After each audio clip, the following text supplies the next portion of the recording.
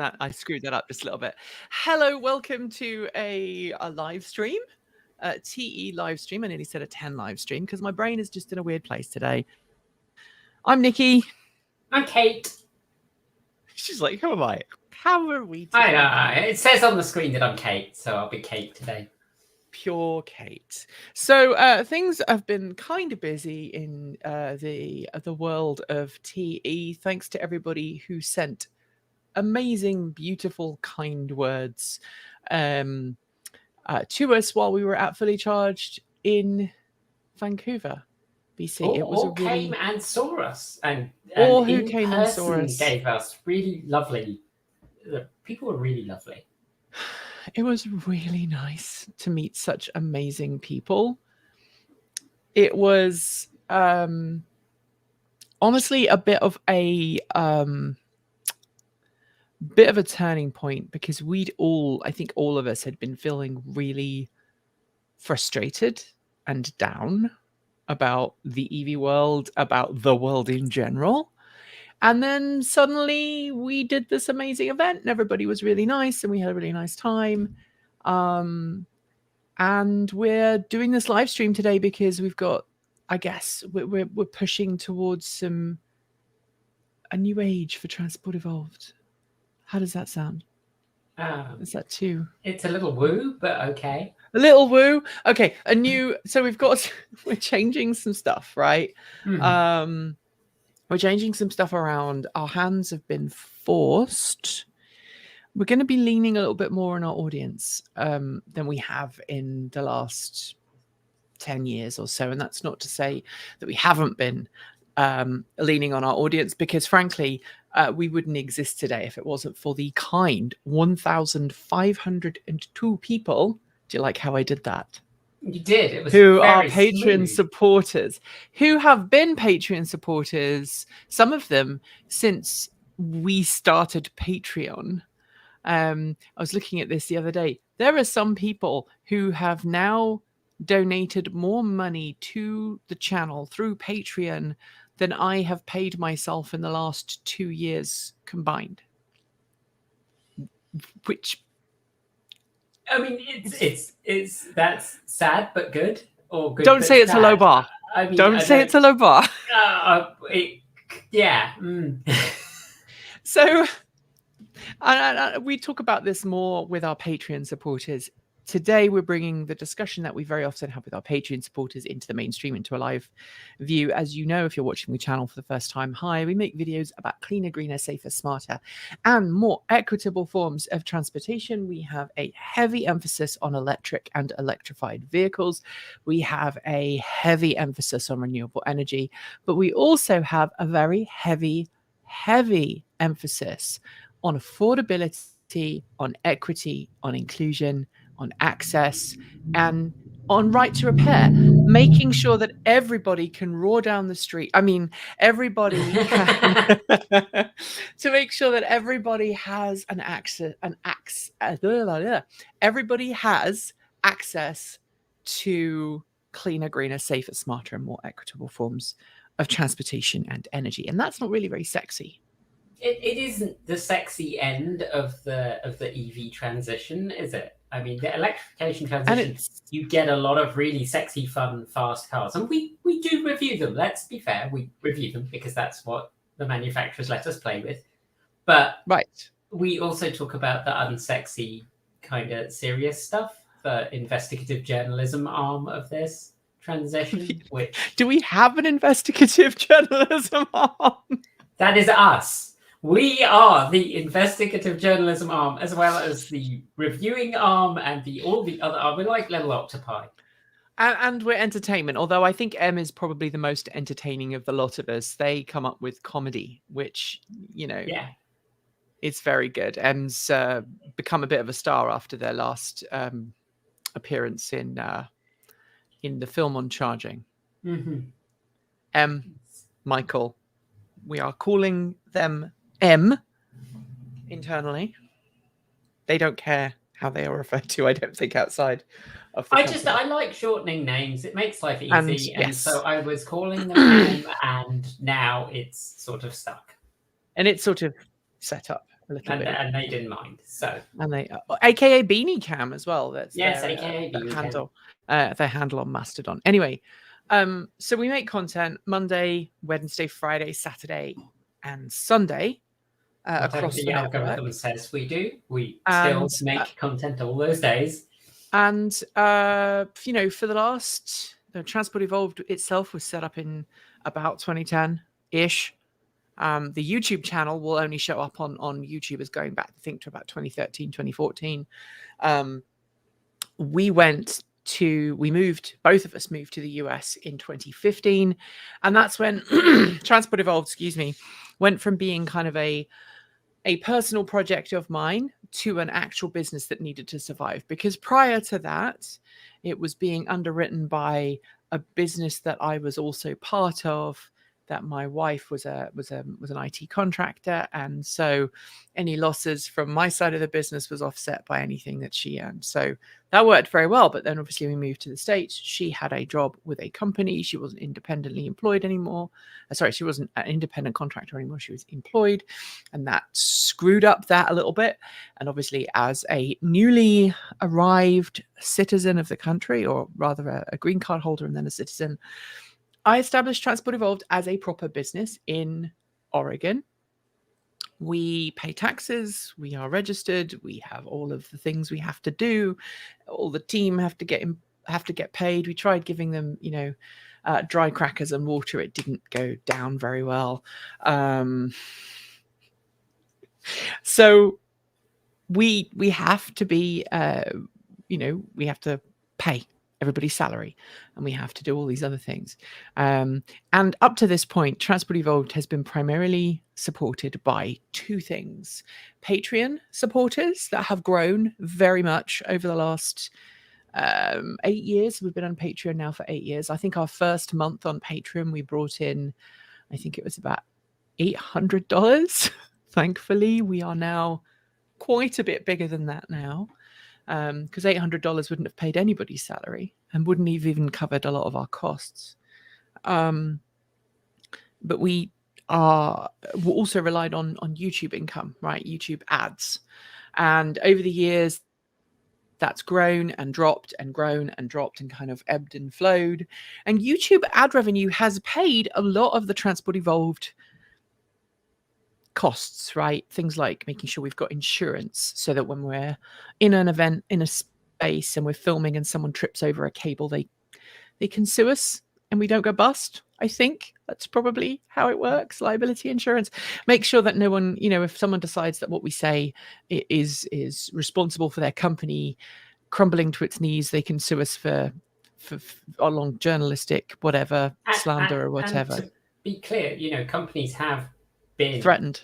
Yes, we haven't. As far as I know, we haven't actually had to use the insurance because we always keep the receipts for everything that we say. But companies have said you can't say that, and you go, well, I can. Actually, we can. So the closest I came was when I was working at another company before I started Transport Evolved. When I was still in the UK, someone threatened legal action against a company I worked for, directly off the basis of an article that I had written, and I had investigatively, journalistically done the thing, and I'd got sources, and I'd got, I chatted to the people involved, and we'd reached out to said company for a comment. They had declined to provide a comment, and then just as we went to print, they threatened to sue us, or just as we went to hit publish. I wasn't anywhere high up in the company. The company decided that it would be safer and better to rescind that piece and pretend it never existed. And luckily, said company was like, yeah, fine, we're not going to sue you. They could have gone ahead and sued me personally. They chose not to. But I think I had the last laugh because that company, I believe, went bankrupt a few months later. I'm not going to mention the company because I don't want to be sued by that company or its former executives. And we have run stories since you have been in the States where companies have reached out and been a little threatening about what we've written. Yes, but nothing beyond that. Yeah. So we have to pay all of that, right? And I'm sorry, this is a big wind up, but basically we're saying, hey, we need you to support. Now, a lot. a lot of up to this point, a lot of our income has come from YouTube ad revenue.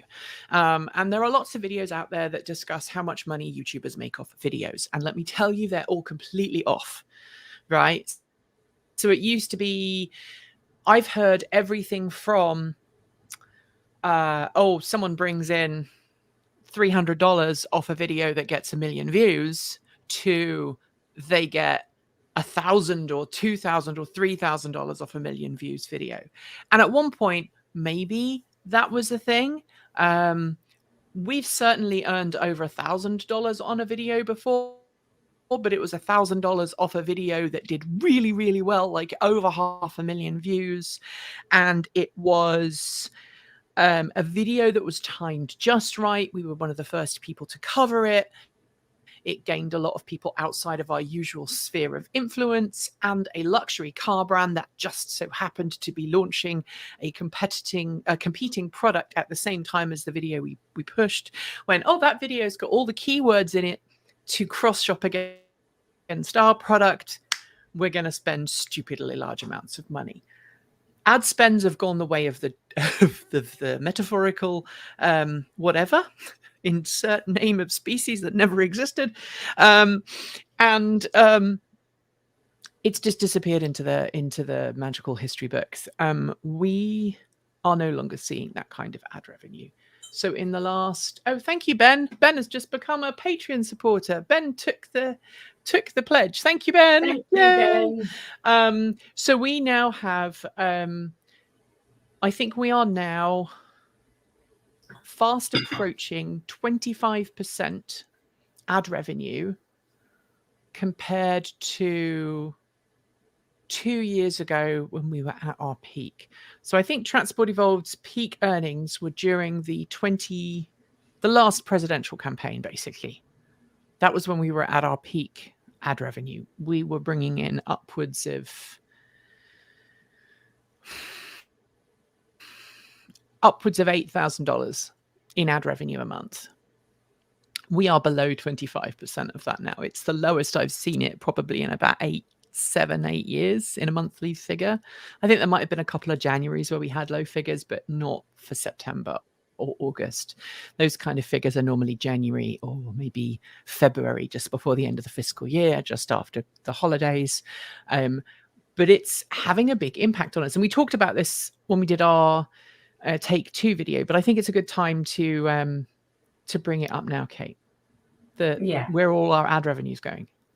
Well, I mean, I think it's something that you can see when you watch YouTube, that a few years ago, then you saw a lot of stuff from potentially high-end brands using YouTube for their advertising, and a lot less of the random game on Android that you can download if you really want to. And the difference between the two, like YouTube is clearly having some internal struggles with the way it's working, because we're seeing a lot more density of adverts, regardless of what channel you're watching. I know I've gone from seeing like one advert at the beginning, maybe one in the middle and one at the end, to some videos are getting one every couple of minutes, which is very tedious. And it's automatically placed, by the way. You can manually place them, but YouTube makes it harder to do that.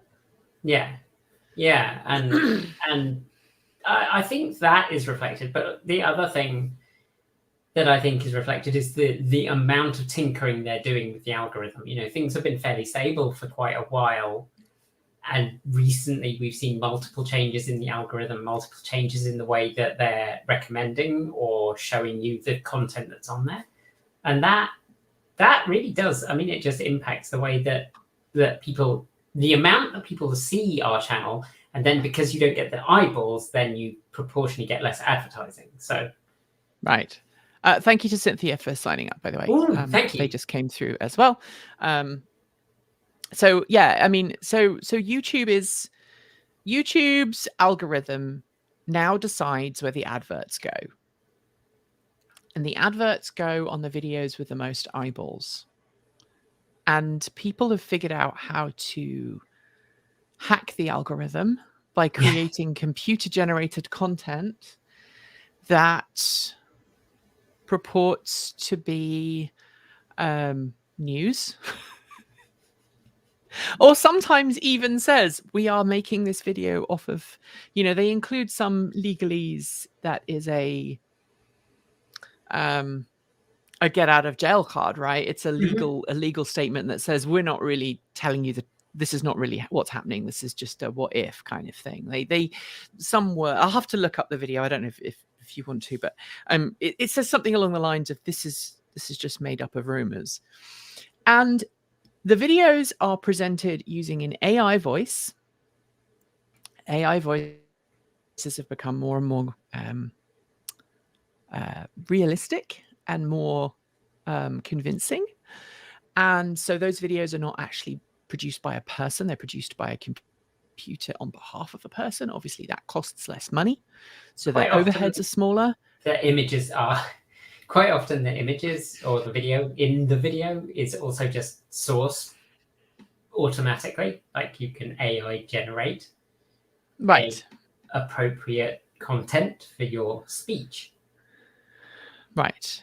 And and that drives me up the wall because Content ID requires, unless you are a really big media organization like a broadcast partner, Content ID takedowns are generally operated as manual.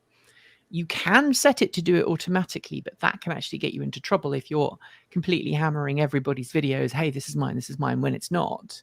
And obviously, if you use a lot of stock footage, as we do, and other channels do, if you are constantly claiming other people's content as your own because you're using the same stock footage, that can land you in trouble.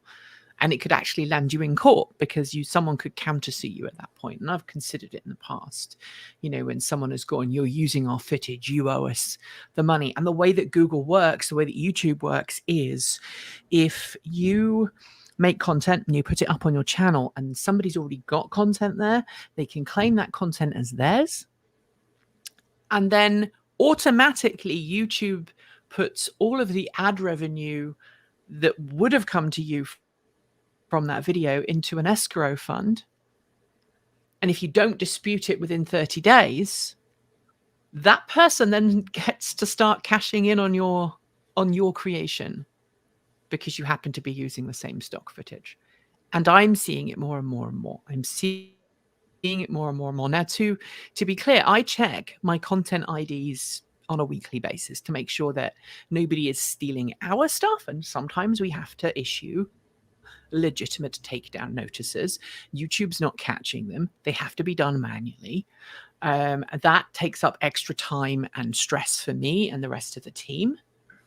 And so that minimizes how much time we can create content, but we have to still be earning ad money from YouTube. But the long and the short of it is, it used to be that Patreon plus YouTube ad revenue, plus a little bit of consulting money that we were bringing in, plus producing a video from for a third party. We make white label content for an energy company in New Zealand. You sometimes might see me on a channel called Ecotricity New Zealand, along with Gavin Shoebridge. He's one of their hosts. I helped him get that job. You will see me on there. They are legitimately legally using the content because we produce a special edition of our show for them with a different background. And so it doesn't trigger the content ID and it works very well. All of that income used to pay for everything. It is no longer paying for everything. So I'm faced with a choice. I can stop making content and fire everybody, which is not really a very good option. You don't seem fond of it. No. Or we can ask people to put more support in. And I understand we're in a really tough financial situation right now. I understand that a lot of people just cannot afford to spend any money on frivolous things like supporting a YouTube channel, right? And I know a lot of people look at the stuff that we do and go, well, you should have a real daytime job. And I would love to know where in my my 24-hour period, I'm supposed to slot in an 8-hour work day because this is an 8-hour work day. It's not an 8-hour work day. It's closer to 12 hours every day, and sometimes weekends too. In order for us to continue as we currently are, we need to branch out, and we are investigating ways to do that. We are investigating ways of selling our services to consulting companies. And one of the amazing Patreon supporters, one of our top tier supporters, is working hard right now, actually, on a potential consulting program with us that could prove quite good if it works out. It may not. And we do corporate consulting as well as individual consulting. But we also need more Patreon supporters. And I think a lot of people, when they watch the channel, go, oh, Patreon is only for people who can afford to pay a lot of money. Because to be fair, when we get to the end of our videos, what's the script? Do I have the script here to hand? That's good, because I'd have to put mine out. The script is something, and on my right, the wonderful people who are our charged up supporters, and then shout outs go out to our V to G and then our off grid supporters. Now, just so that you know, to be completely transparent, if you are a charged up Patreon, it means you are donating $15 a month of your hard earned cash to us via Patreon. And people have asked, how much does Patreon take? I think Patreon takes, it's about 12. I think I get about 80-90% of your donations come to us as a company. Of course, we have to pay tax on that, right? So if you look at our taxable income, 80-90% of what you actually donate comes to us after we've paid all the bank charges and transfers and everything else. We then have all of our expenses. And if there's any money left over, which there rarely is these days, we get taxed on that, right? And we have to pay that. It's not like you can't say you're a charity. We are not a charity. It would be very difficult for us to become a charity. We'd have to go through some extra hoops. I help run a charity, and I can tell you it can be a bit of a pain in the butt. In fact, the charity that I'm running may or may not be around for very long because we've been stagnant during COVID, and I think we may just have to close it. But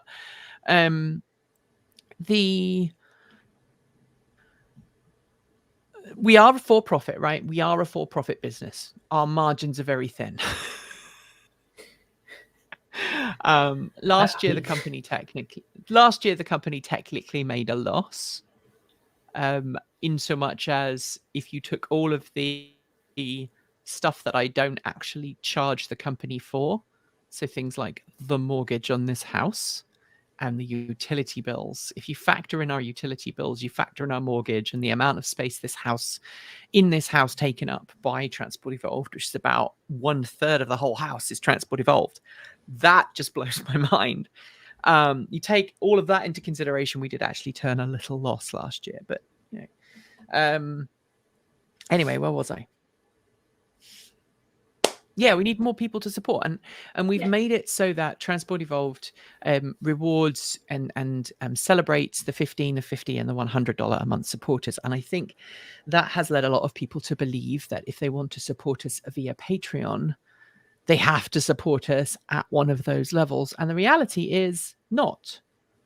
That's far from the truth, right, Kate? Yeah, you can support us from $1 a month. That is less than 2 lots of avocado toast a year. In fact, that's probably less than 1 lot of avocado toast if you go to fancy restaurants. And look, we're not asking existing Patreon supporters to up their Patreon support. I don't want to guilt anybody into, charging more, right? But what we see instead, let me see if I can make this full screen. Bloop, bloop, bloop, bloop. View. Full screen. Enter full screen. There we go. All right. So you can join from $1 a month. $5 a month. Actually, there is a discount if you can do full year. Yeah. So if you pay annually, which you just click that button there, If you click that button and you pay 84 annually, cents a month. You can be a Patreon supporter for 84 cents a month. The plugged-in supporters are $420 a month for the year. You've got charged up, which is $12.60. That would normally be $15 a month. And it's free for 7 days. You can do the V2G or the charged up or the off-grid free for 7 days. So those are the different levels of Patreon support, right? You can do electrons, plugged in, charged up, V2G, and off-grid. And they used to be called other things, Kate. Should we talk about why we changed the name? I mean, I don't know that we... I don't know that we want to get into that, do we? Well, okay. So we used to have plugged in...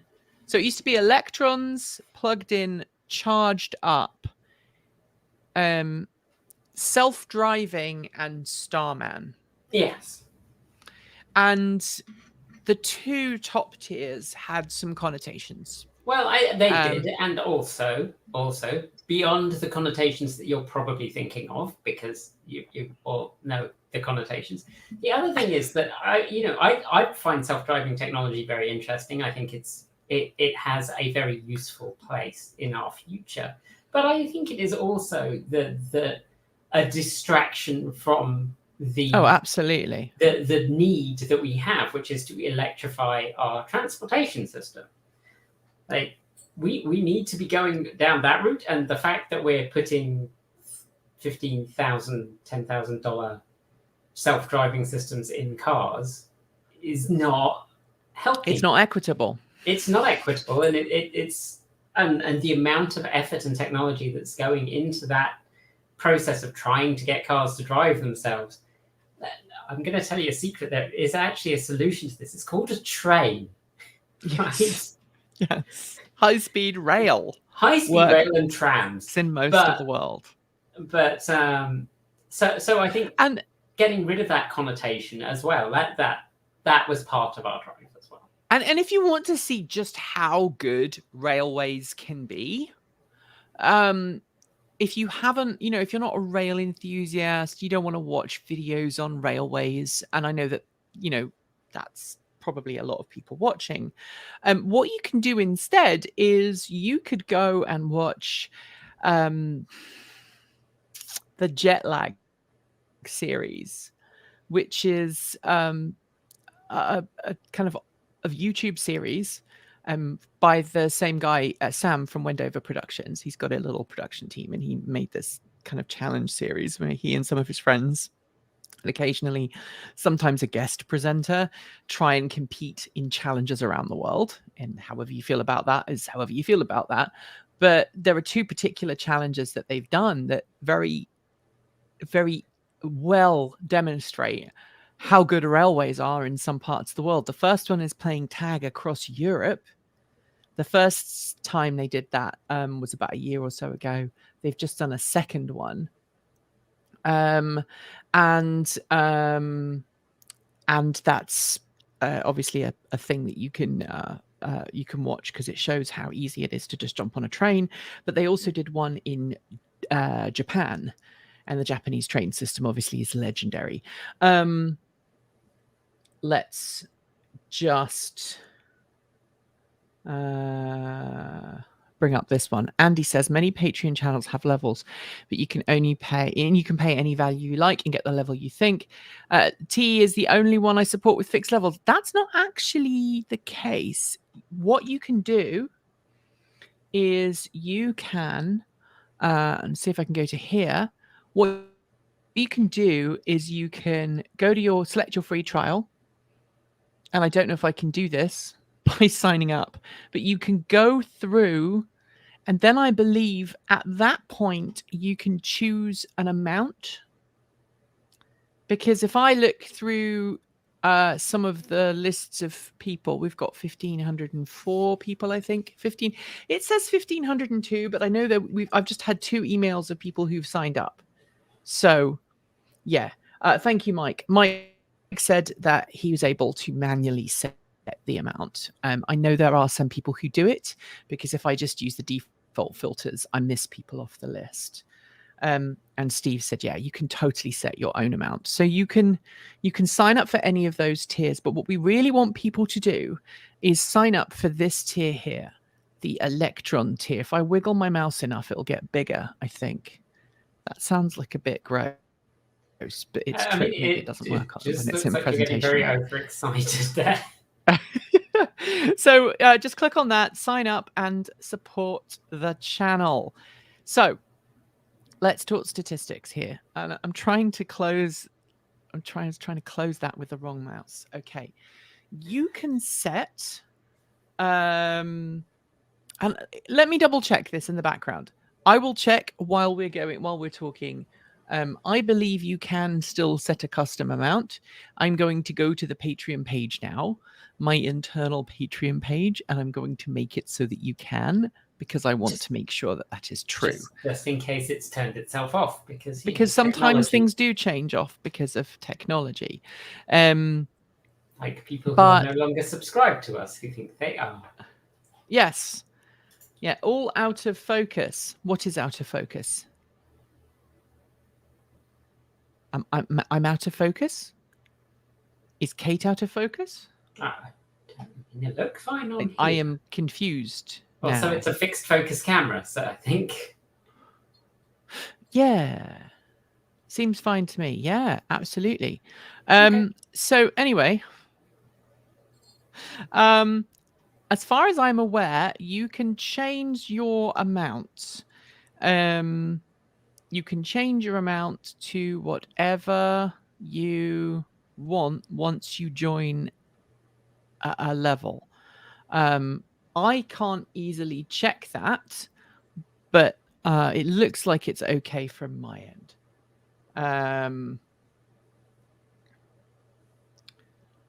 My playback resolution. I think that's directed at Alan.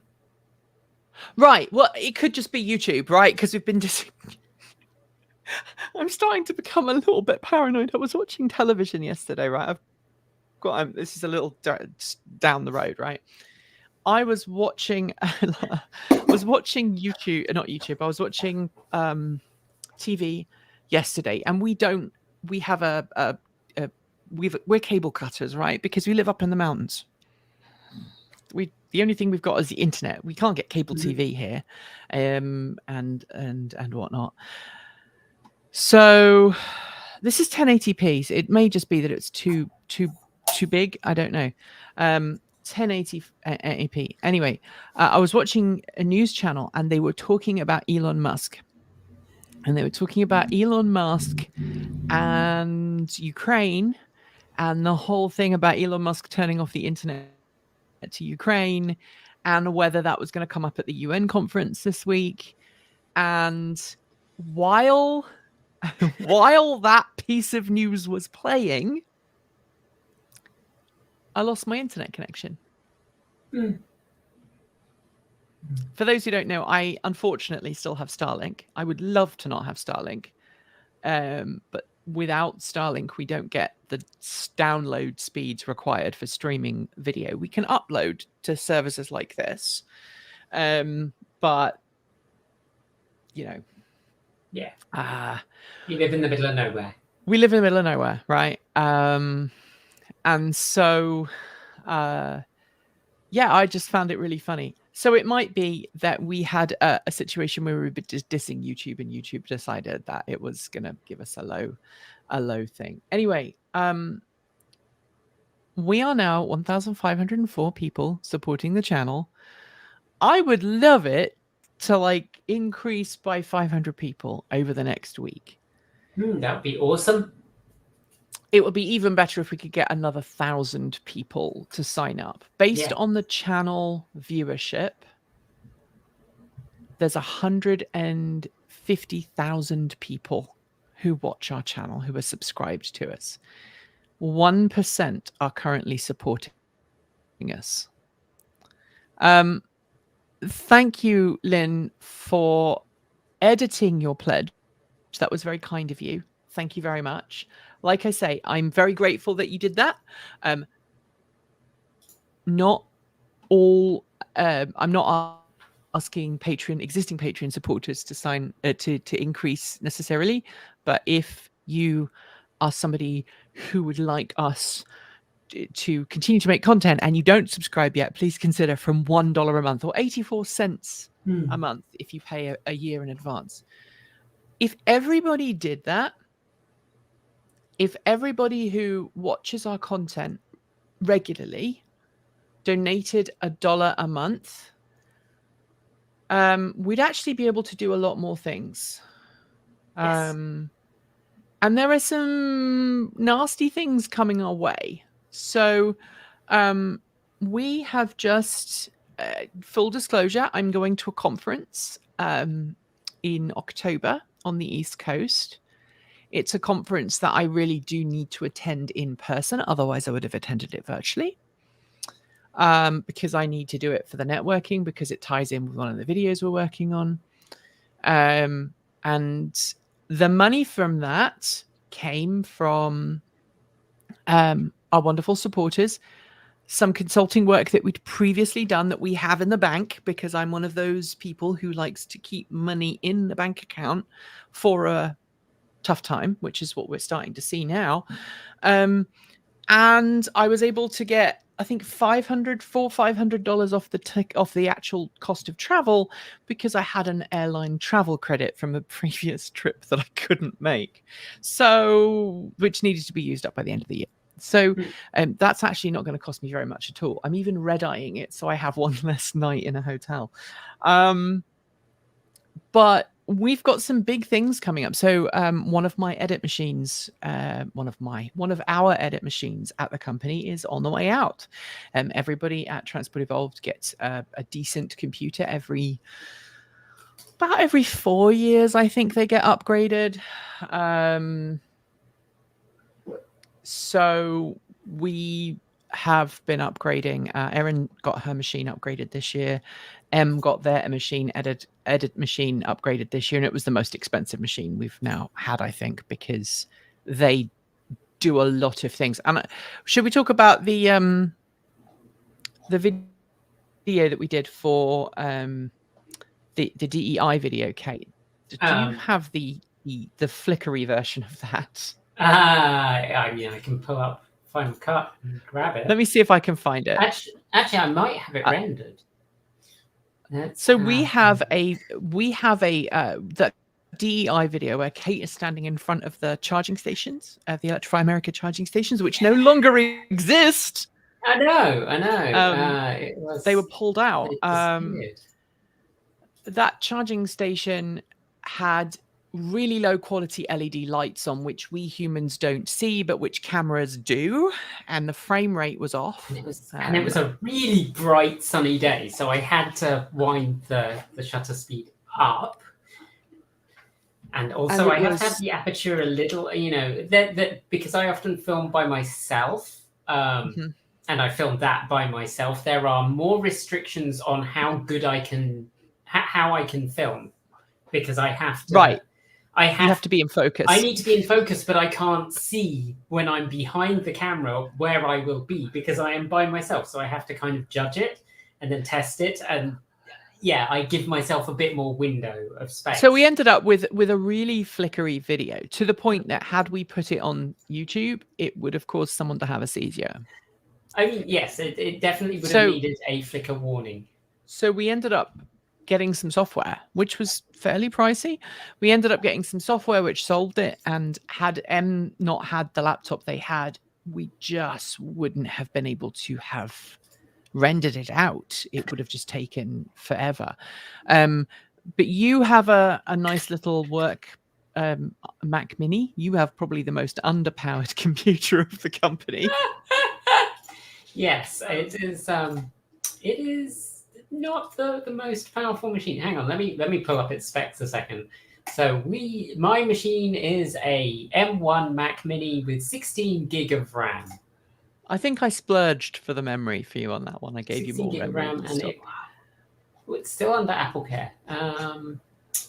Oh, by the way, thank you, James, for joining. So we've now got one more person. Yay! Yeah, this is a 2020 model. That's the version I have. Thank you, Greg. By the way, that's very kind of you. If you want to share, I have found the clip, so I can share how flickery it was. Maybe we'll put it up on YouTube and link to it as a behind the scenes, an unlinked one. Anyway, so everyone else on the team has a good computer.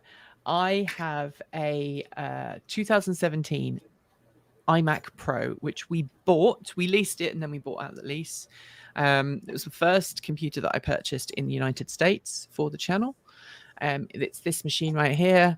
It has been very, very, very hardworking. Its name is Leica, obviously after Leica the space dog. And it basically runs most days. It has rendered probably thousands of videos in the time that we have had it, but it started to develop some bad tics. One of them being, while rendering a video, it just randomly decides to turn off and go to sleep. Thank you, Andy, for tweaking your pledge. Thank you, Andy.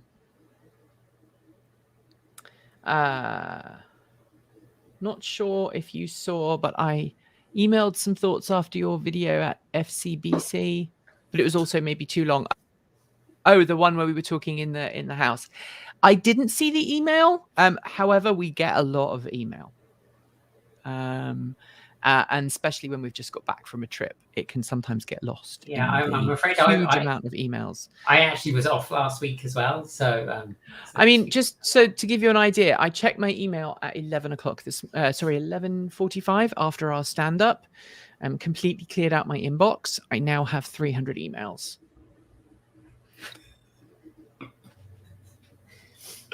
These big channels like Linus Tech Tips and whatever, they have people whose job it is just to do the email stuff, but we have to do it all. Yeah, I'm afraid I either read it or it's just gone to the back of my head. But yes, I know some of the videos you do are too long, especially when we do the 10 stuff. And I know a lot of people have asked Kate and I to do this kind of video, talking about the news stories of the week. And I would love to do that, but there's a but. And unfortunately, the but is something that I don't think we can easily fix, Kate. Go on. Well, you have other jobs. I do. I do have other jobs. And Kate works in her other job when we do 10. Yes. And you know, to do a video like this, maybe on Monday, we've talked about doing this as a Monday video, like doing a chat about what's in 10 the previous week.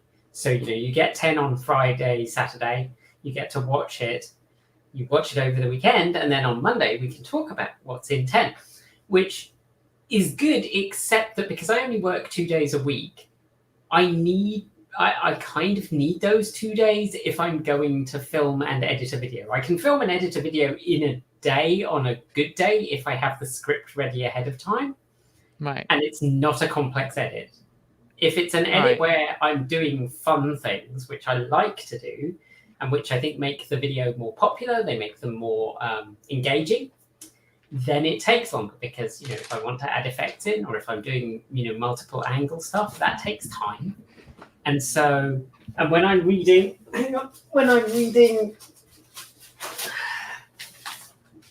this, yeah, to write one video, and the time it takes to research and find that stuff, yeah, it 2 days a week makes losing the, you know, the hour plus to film one of these, plus, you know, getting ready, setting up, and then time afterwards, plus the meetings we'd have to have anyway. So we have a daily stand-up, which you attend 2 days a week, the 2 days you work for the channel.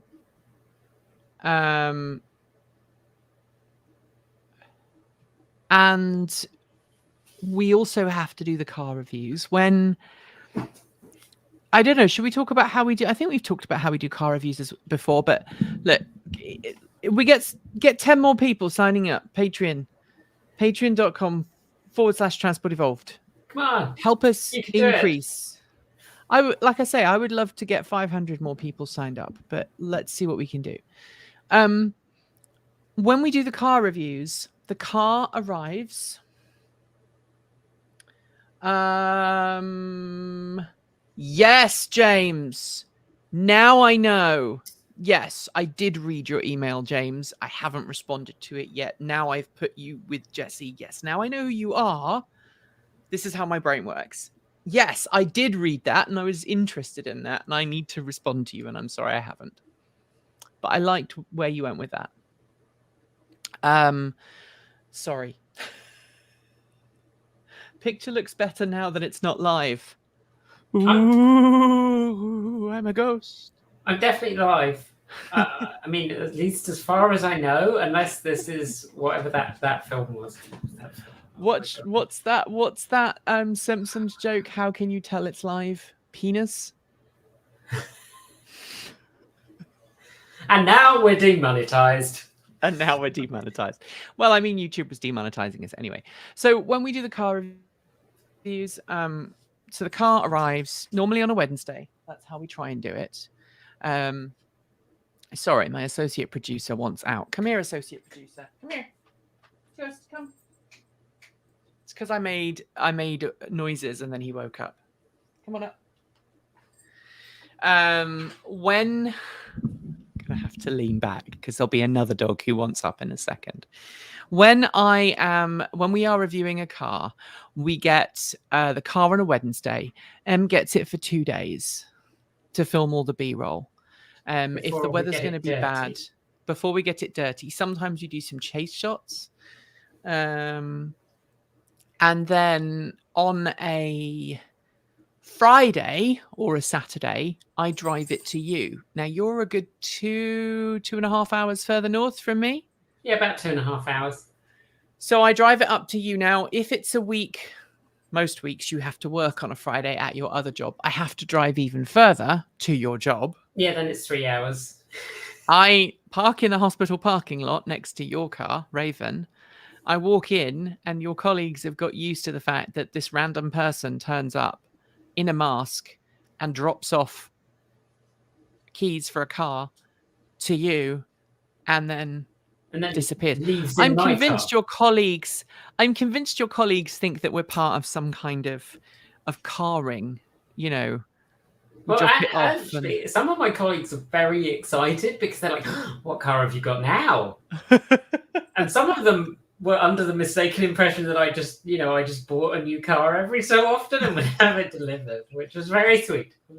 Yes, yeah. I just buy a Mercedes every few weeks. I'm a YouTuber. It's fine.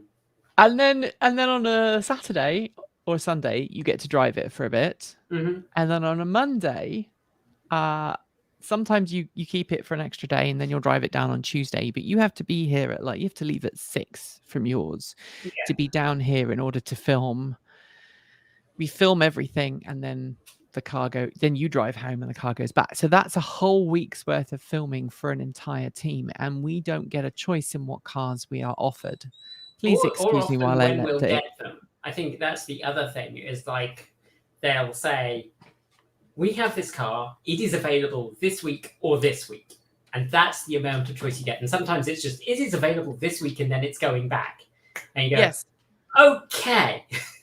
So the car we've got booked, we've got a car booked next week. It should be arriving on Wednesday. We found out from the car people. Another demonetization coming up. So I call them the car, and it begins with a P, but it's not. It's not that. It's a 4-letter word. That might. Because they're the people who turn up with the shiny car and encourage you to have lots of fun at the car's expense, I guess. So they turn up with the car, they drop it off. But the car that's due on Wednesday next week, I got a message today, or was it yesterday, saying that the previous person to borrow it broke it, and there's a part on order, and will be arriving, and they're not sure if we're going to get to film with it when we wanted to film with it, and the next time the car is available is November. So it's not like they have they don't have a fleet of cars just sitting there waiting for us to pick up.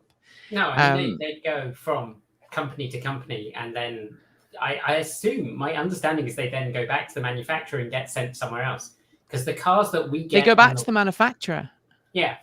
And they get destroyed eventually. Well, eventually, because a lot of them are pre-prod, but or pre-production vehicles, or production validation vehicles, or something like that. They're often not quite final. But because we're on the West Coast, what happens with a lot of them is they go to the East Coast first, have a little tour around the East Coast, then they come to the West Coast, probably to California first, and then they get up to us. We're the poor cousins in the Pacific Northwest. Yeah, they get up to us proles up in the Pacific Northwest, which is why you see our reviews often come out later, a long time later, and all of the cars come lately. All of the cars have come with plates on in states where we're not legal. So yes, it is tricky to review a car when you're not allowed into the state. So I mean, no, let's just put a fine point under this. We are allowed into the States. It just might be difficult for us to comfortably exist in those states. I mean, it depends. Like, there is a state where presenting outside the gender on your birth certificate, which in our case is not a problem, is that's true, actually. Is actually illegal, and presenting is like if you're doing a show of some sort. So yes, we could enter the state, but we couldn't record anything. Is the way. That's true, because it would be filming for a YouTube channel would be classed as a performance, and therefore we might get into trouble. Although then I'll just beat them with my birth certificate. Do you know, I never really assumed, I never really thought, right? And I apologize if this is going off the support us from $1 a month, by the way. Yeah, support us from $1 a month. I never thought when I was like 18, 19, and I was kind of figuring out my place in the world, that my private parts would be the subject of so much legislation. And speculation. I mean, really. Legislation and speculation. Yeah, exactly. Legislation and speculation. We have slightly wandered off topic, but yeah, I mean. But it's true. I mean, like, why? Why is that of importance to you? I don't know. I've never really understood, to be honest. No, I just don't. By the way, throwing back into topic, thanks to let's go back to yes, who came up to us in Canada and specifically brought up, hey, we're really sorry that people are attacking trans people and LGBTQ people. We're really sorry. We want you to know that you're safe here. All of that stuff. Yeah. And a couple of months ago now, I actually reduced a trans woman to tears at my local tire place. It was in the spring. So it was back in the spring. She had just had her tires changed, and she had Texas plates. And she had bright blue and pink hair. And I'm like, yeah. So I just went, you're safe now. Welcome to Oregon. Anyway. Yes. Back to the need for more Patreon supporters. So, if you want to talk more gender stuff with us, come on to our private, our personal mastodons, because that's fine. As long as you're being polite. That's me, and you are pure at LGBTQIA.space, because I am Alphabet Mafia. Oh, we both are. Proudly so. Come and talk to us there. We are very Rainbow Mafia friendly. So look, we need to basically buy a new edit machine for yours truly. I'm trying to keep this machine running as long as I possibly can. But in the last week, I think there's been maybe 4 times I've tried to render out a video in which the computer's just gone, no, we're not doing that. We've had enough. What is it? Do you want to explain that, Kate, in a second? In a second. I'll let you think about it while you explain it, because you used to have an explanation written up that was I do have an explanation. But Still you on can your continue. By the way, thank you, Ben, for supporting the channel. If I'm trying to render out a video and my computer is having a bad day, I will very often render overnight now, because some of the videos that we make require a lot of post-processing, noise reduction and stuff like that, so we have the best possible videos. Doesn't generally render out videos because they don't have the original video files. They live here at the server. And for interests of M's time, sanity, and money, not to mention carbon emissions, M is pretty much 95% a remote worker now. For those who don't know, Transport Evolved, we work, the rest of the team works 4 days a week, 10-hour days. I work whenever I'm in this room, and I live here.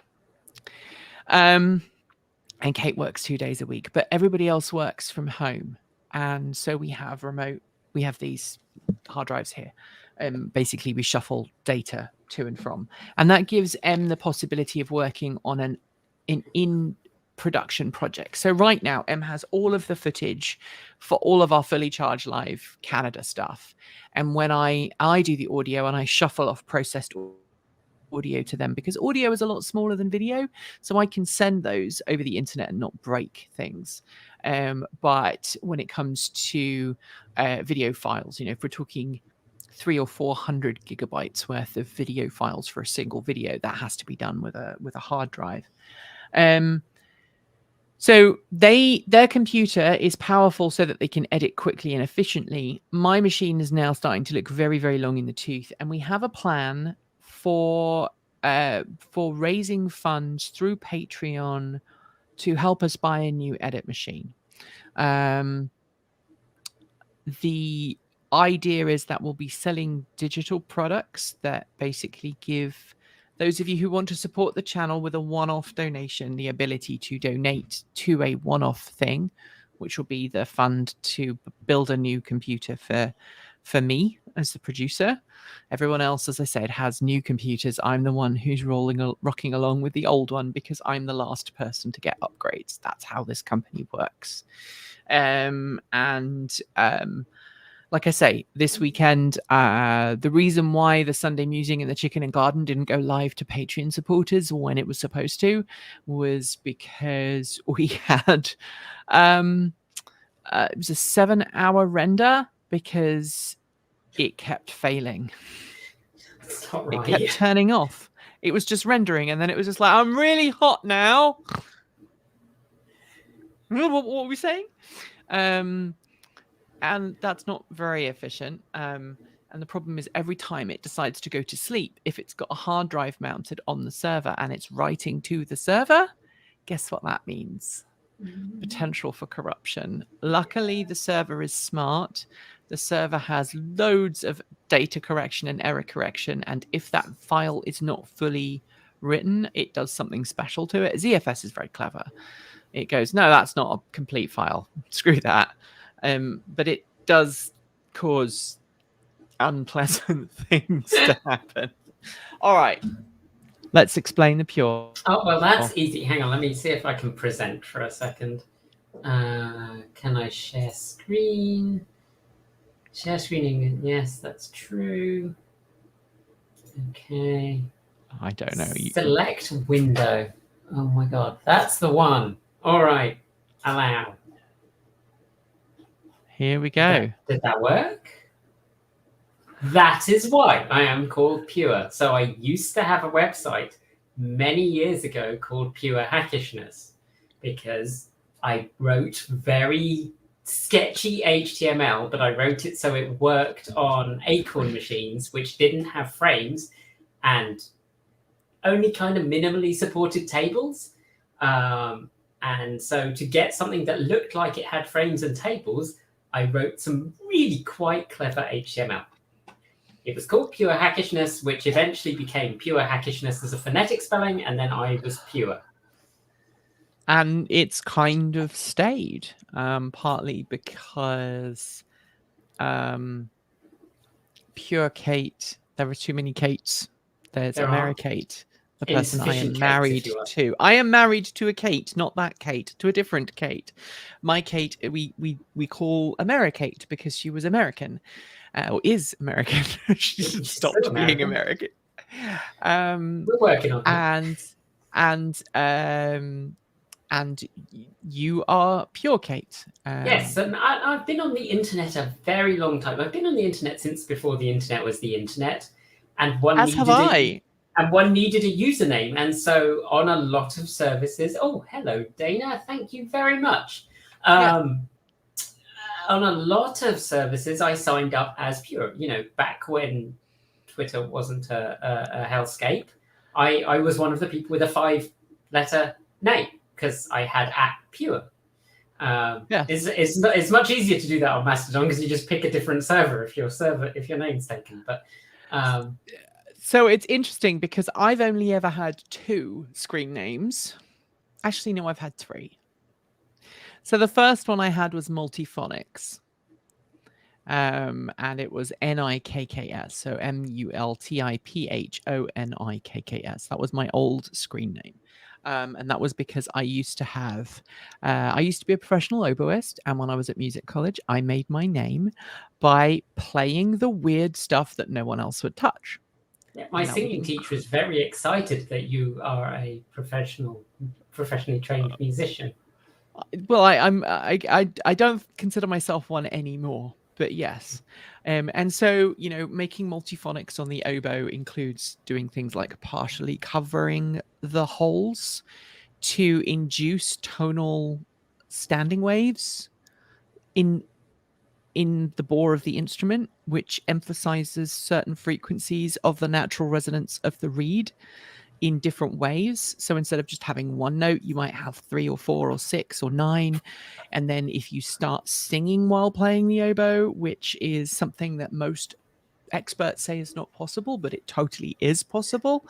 I wish I had an oboe reed, and I wish I wasn't wearing lipstick because I would totally demonstrate it right now. But basically,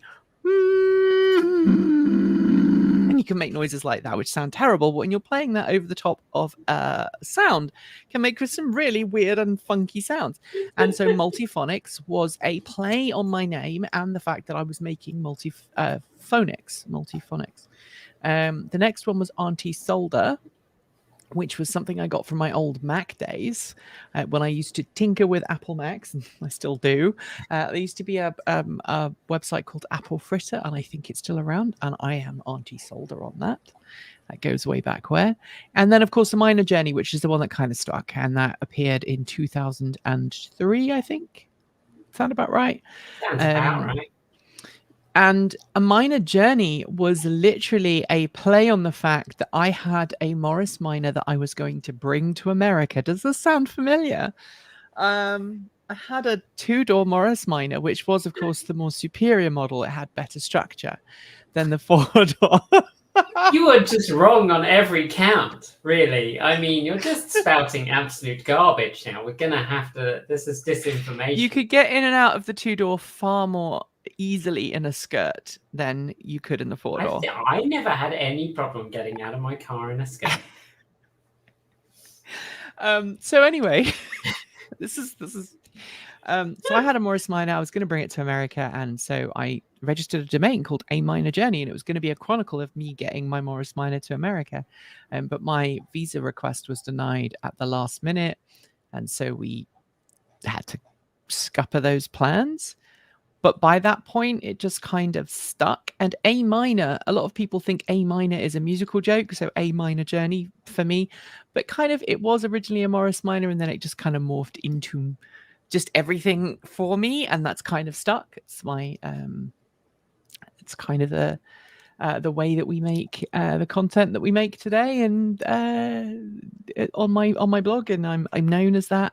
I think I am still a minor journey on Discord as well. I don't know what I use in the Discord chat room.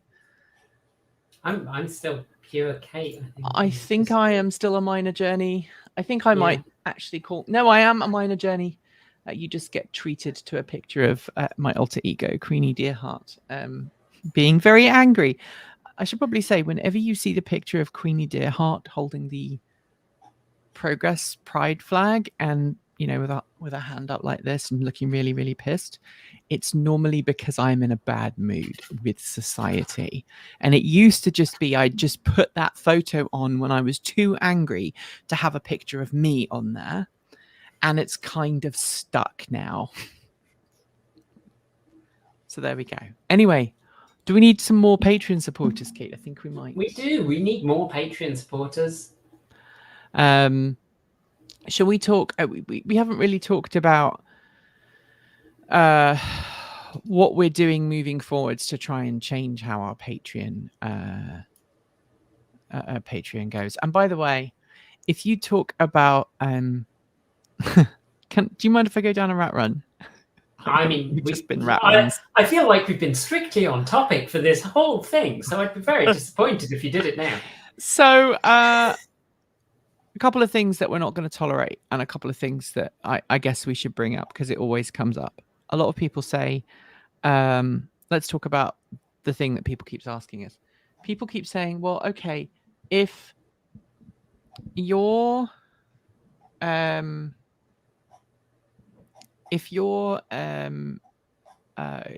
struggling on YouTube, then why don't you just start making content on X? Because X is paying people to make content. And my first reaction, and again, I'm going to blame Queenie, because Queenie lives in my head, right? Queenie lives in my head, and she has no filter.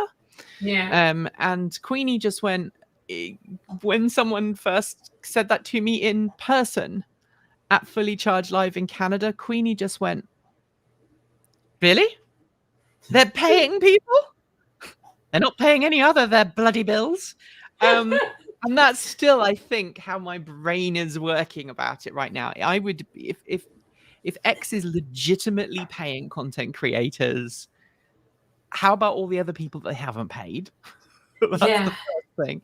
And second, do I really want to monetize on a platform that is known for anti-Semitism, racism, homophobia, transphobia, gaslighting, glorifying dictators? I mean, the list keeps going. I mean, this is the thing. Like, the person who has chosen to purchase the website formerly known as Twitter has not instigated good things since getting there, and has also demonstrated a willingness to destroy other people's businesses that were based on that platform. Yes, X to make more money for themselves. Yeah, X has assumed several usernames. And just gone, we're just taking that now. Well, and there were multiple companies that were built around the API that Twitter provided free of charge, because they understood that you might not like Twitter's app, you might not like the service the way it's provided it, but another company could use that API and provide that content to you in a different way that was better for the way that you worked. But it's Twitter almost just like destroyed them. Well, it's almost like, so Twitter and X are two different things, right? That's how I think about it. So Twitter, before it was acquired by Elon Musk, was a very different place to X as it now is. And X basically destroyed Twitter. Yeah. And tried to recreate Twitter in its own image, and has failed. We heard this week that X wants to start charging people a fee. Yes, I'm really hoping that they do that, because And I have a lot of sympathy. Like, you know, we have talked a lot in this room about how YouTube and the algorithm has really been hurting us recently. And I have a lot of sympathy. Like, one of my favorite people, one of the creators, is a writer that I really enjoy. And she has talked about the fact that the thing that was driving people to her content, the source of that traffic, was her promotion on what was Twitter. And now that has basically disappeared because... And X is not driving it. Because X's algorithm is now driven by... It promotes Elon Musk's tweets, then it promotes the tweets of people who've paid, and then it promotes whatever gets the most clicks. And then somewhere under that is stuff that is genuine, actual content that is organically, interesting to people. And it's no longer done by chronology either. No. And this is, I mean, we saw this, like, in the 50s and 60s, radio stations had pay for play. That was how songs got popular, was that, your record company went and paid to get them to play the songs. And it's why pirate radio was so freaking transformative, because pirate radio stations came along and went, no, we're just going to pay the shit we like. Sorry, yeah. I shouldn't have sworn. But no. We've been demonetized. No, we're definitely demonetized. Yeah, I mean, that's the thing. Like, if you listen, I've got some recordings of early John Peel stuff from pirate radio stations, and it's just amazing because he's just like, I'm going to play this now. And like that. I mean, that was, to be fair, his entire career. I mean, it was his entire career. I love John Peel. But, that kind of shift from the narrative is being driven by a corporation versus what is actually organically interesting to people is really important. And I think we're seeing that shift again. And I have every sympathy for people like Alison, who I really like. And the fact that the revenue stream is drying up from X, and I kind of, in a way, want it to get it over and done with. Like, I would love YouTube to decide what the hell it's doing so that we can work out how we continue our business. Yeah, because go on. We've had emails from so many people this week. After I mentioned it in 10, I think I probably had about 3 dozen emails this week going, yeah, I was unsubscribed, or yeah, I hadn't even noticed I've been unsubscribed. So if you're watching this live now, go check, make sure that you are subscribed to the channel.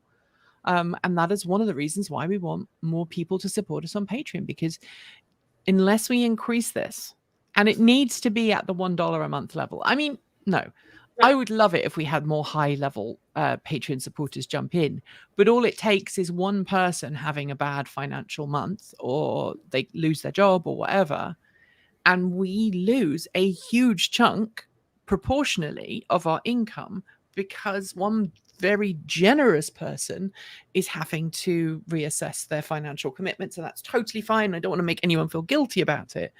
But when it's 500 people all donating $1 a month, if 1 or 2 of you are having a tough month and you genuinely go, look, I love you guys, I just can't support you for a while, it has a less massive impact on us. Yeah. And many small donations are actually mean more to me in some ways than, half a dozen people upping their support, because then we get a more representative audience. There are things that we can do with our Patreon team that we can, or our Patreon viewership, that we cannot do with the mainstream audience. So we do polls. The decision to go to this conference was a poll that we ran on Patreon. And that is the best way of ensuring that you guys have a say in what we make. The more people who subscribe to us, and you can do a YouTube subscription as well, but I have a suspicion YouTube's going to do weird things with that. I don't trust YouTube as far as I can throw it. And the other thing that's worth noting, should we talk about the cold we had?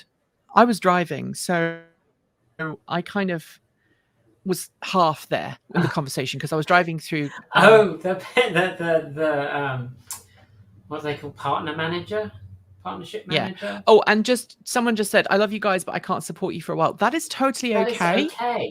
That is totally okay. This is an only if, and you can support us in other ways that are non-financial. Follow the channel on Mastodon. Follow us on, share our content across social media. Sharing is really helpful, particularly sharing on big platforms that we aren't on is probably also very helpful. Yeah, we have an editorial decision to never go back onto X while it is in current form, but that doesn't mean you cannot share our stuff on X. We personally, for our own sanity and our own ethical reasons, cannot go on X. I know if I went back on X, I would be in a downward spiral that might not end very well, based on the amount of hate that we got. And I recently saw a news article, and I'm not going to discuss the name, but there's one person who was very, very, very prevalent on Twitter who used to give me a lot of hate and a lot of targeted abuse, has recently been named as something to do with an autopilot thing. And maybe they have a special version of autopilot was the allegation. I'm not going to say who it was, but watching that, I was just like, that's interesting. But yeah, I don't want to go back to that. I don't want to go back to having people trying to dead name me and harass me. I get enough of that on YouTube as it is. Sorry, Kate, you were saying, we're talking about the phone call. Yeah. So we had YouTube reaches out. I can't remember how regularly, but they reach out and they're like, hey, we have this person that is assigned to you to help you with your channel. Once you get to a certain size. Yeah, and I've heard from them twice in the time since we hit 150,000 subs. And so they called us, and it happened to be when we were driving back from the Charged Live. So we were in a really good mood because we'd had a really good 3 days, but we were also very, very tired. And I just had a coffee, and we just had a coffee. Yeah, and we were trying to navigate. Really good coffee shop in Vancouver, BC called Saunter. I really like them. They're I've only tried a few, but they're one of my favorites. And yeah, this guy was like, right, how can I help you with your channel? And so we listed off, our litany of like, we have people who tell us they're being unsubscribed without being notified. And actually, when you look at our subscription list, it's got like a sawtooth, like it gets better really suddenly, and then it very dramatically drops back down, and then it does it again. Which is non-organic. Yeah, it's non-organic. Yeah, it's clearly not like people being fed up. And when you look at our videos, our individual videos are gaining subscribers, but it doesn't tell you where these other ones which are mysteriously disappearing are going from. Like all the videos you look at are getting positive numbers, and it's not saying a specific video. So where are we losing subscribers from? And their answer was basically, well, I can't help with that. And their answer to everything that we asked was, I can't help with that. You need to take that to the proper channels. And it's like, so what? And we're like, if we send a message to YouTube feedback, they just tell us to give them more data. If we give them more data, and then they just don't respond. Thank you, Andrew, for becoming a Patreon supporter. You are rocking. Thank you. Keep it up, people. We need more people to support us on the Patreons. So basically, I ended up with me saying, hey, what's your job? Yeah, and it was basically, I'm a YouTube salesperson. Yeah, I mean, he was very upset with our characterization that he was like basic tech support plus sales. Because he was which like, is what I can he help was. you with keywords, and I'm like, well, I can help you with keywords. I can go into Google Trends and see what. Well, I think he said I can show you how to use our new products. Yes, which actually came out of his mouth. I can show you how to do a live stream. Like, dude, we have 150 freaking subscribers. If we don't know how to do a live stream now, what? 150,000. 150,000. Yes, sorry. We do have slightly more than 150. It's not got that bad yet. Give it a week. Give it a week after this live stream, and people are going to be very angry, and they're going to be telling us all the angry things that they're angry with us about. And how dare we shouldn't be begging for money online, and how dare we not use X? We get those messages on a regular basis. We should go get a proper job. And quite frankly, I have a proper job as well. And I also have a proper job. Both of these jobs are flipping exhausting.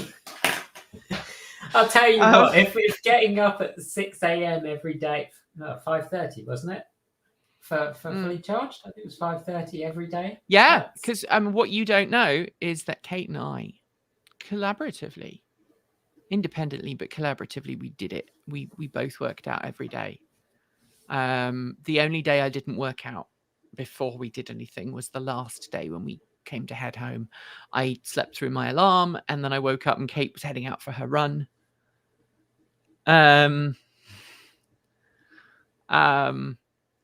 And what was that in anger after, dude? I can't remember what I said now. So we got up at 5:30 every day for fully charged, and you went out for a run, and I was so jealous that you could go out for a run. I would love to go out for a run. It's too dangerous for me to go out for a run. But I basically did floor work, core work, and I did some core workouts every day. And we work out every day, generally. I don't think there's been a few. Generally, there isn't a day where you don't work out. I am now at a point where I work out every day. Yeah. Like I did today. I didn't go for a 90 run minutes. I've hurt my foot, and I don't know how, but my foot is really quite painful. So time to do some yoga, maybe. I did other exercises, but it feels weird not to go for a run. Yeah, that's the hard thing. I did. What did I do yesterday? I did a 10-minute core workout. I did a 20-minute arms workout, and I was screaming because I was using heavy weights. And the instructor wanted me to do heavy Arnold's presses with heavy weights, and I was screaming quite a lot while doing it. And then I did a 45-minute bike ride. So yeah. Hey, Stephen St. Peter Jr., good to see you. We worked out, got up very early. We didn't get to bed. I didn't get to bed most nights until 11 at the earliest. I think the earliest day I got was the last day. I think we got to bed early on the last day, and then I slept. We were at the event space at 8 a.m. every day, right? We were at there 8 a.m. every day. Thank you, Greg. And then we were there until about 8 p.m. most days, 6, 7, 8, something like that. I think the only day we weren't there till like 8 was the last day. Saturday. No, I think it was Saturday when they came around and they're like, we're locking the doors in an hour at like 6:30, and we were like, we thought we had locking the doors in 10 minutes. And we were like, we thought we had another hour. Just saying good night to those in Europe who are dropping off the stream. Good night. Thank you for watching. Good night. So yeah, we do a lot of work. We do a lot of prep work. And the shows are long days. So if you saw me and I looked a little bit spaced out, that's why. If you saw Kate and she looked a little bit spaced out, that's why. Treats a lot of the stuff that they do away from home like a marathon. I've never seen a person do it before, but they do it every time. It's literally, they are, from the moment we leave Portland until the moment we get back, they don't eat a whole lot. They just basically go into this Zen-like, I'll have a muffin, I'll drink some stuff, and I'll just work and work and work and work and work. And then at the end, they need a week. They need a week to recover. But everybody, it's full bore all the time when we do these events. And I couldn't do a full-time job. I tell you now, if I had to go back to doing a 9-to-5 job, 10 would have to go. We'd have to stop doing 10, which is our flagship show. We wouldn't be able to do the car reviews unless I had a job with a day off. If I went back to actually working full-time in my nursing job, that it would be like it used to be back in England, and actually before I started being paid for this, which is that I would do, I would go on trips occasionally because I could take my leave and be paid by my other job to be, at a Transport Evolved event. Yeah. Which is kind of how we used to do CES. And then just occasionally, in England, I used to just occasionally pop onto the podcast to talk about, my Morris Minor or my iMeve, and then that was it. That was it. Yeah. And when we were doing the show, and a lot of people we used to be a music teacher. I did used to be a music teacher, but I didn't start doing 10 as a serious full-time job until 2013. And before that, it was just a weekend podcast. It wasn't even the News Roundup show. It wasn't and it was Transport Evolved the podcast. It was a weekend thing. It was literally what we're doing now, me talking to the camera and having some guests. It was a lot harder to do it back then. Wow, 10 years ago. YouTube's come a long way, or broadcasting's come a long way since then. And we would just talk about cars, and then I would basically give up some of my weekend to do that. And it would only be possible because my wife would have the kids. Very often she'd have to take the kids out, because if they had a tantrum while I was on air, that was never very good. And we would be essentially going back to that. I mean, and let's not forget, we are both 10 years older. And currently feeling, I'm not actually feeling 10 years older. Occasionally my body goes, you are nearly 44 now. You should slow down. And then I go, shut up. And then I did that. And now my foot, I can't go running. Right, exactly. So, I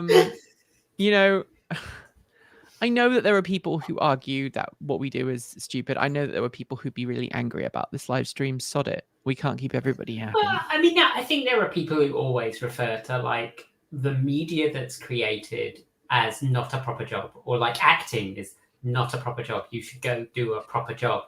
But there are also people who are watching the content or watching, the show, and then they're like, well, you shouldn't complain. You should get a proper job. And I'm like, who do you think will be making this content that you like watching?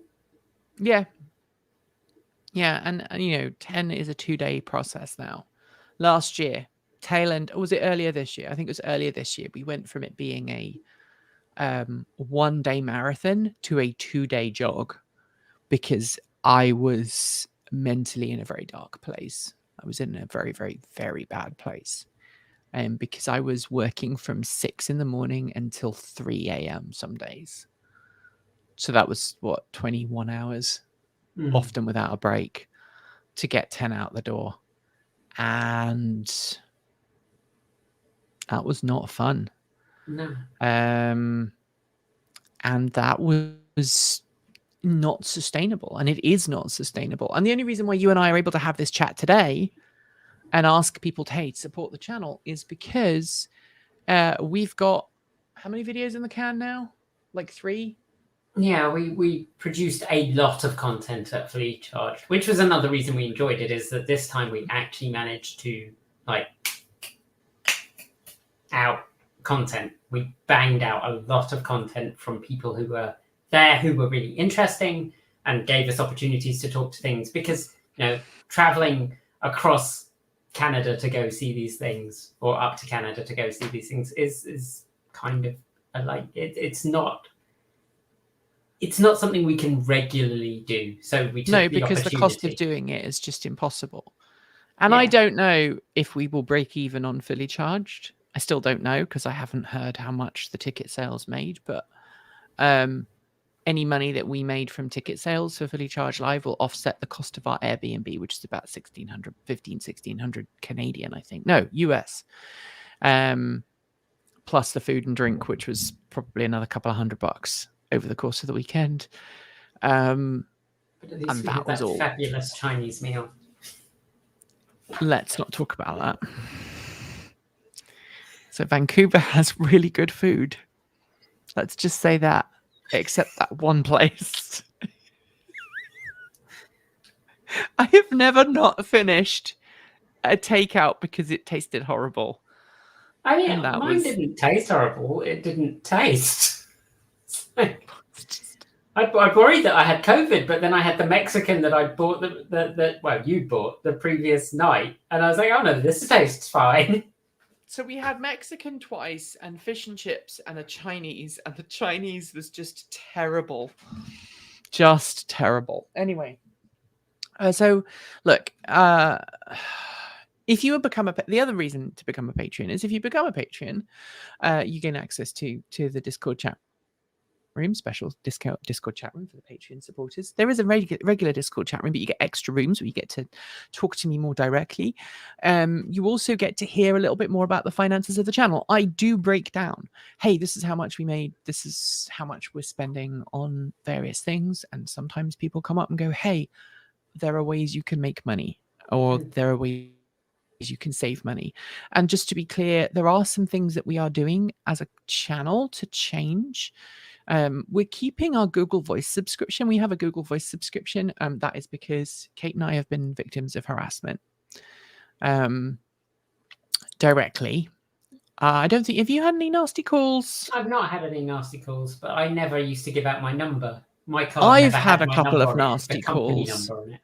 Yeah, so we have business cards with separate numbers on them, right? So that it's just our business number. I know when Mark Chatterley, who by the way is doing great after his stay in hospital, yay for transplants, good old Mark.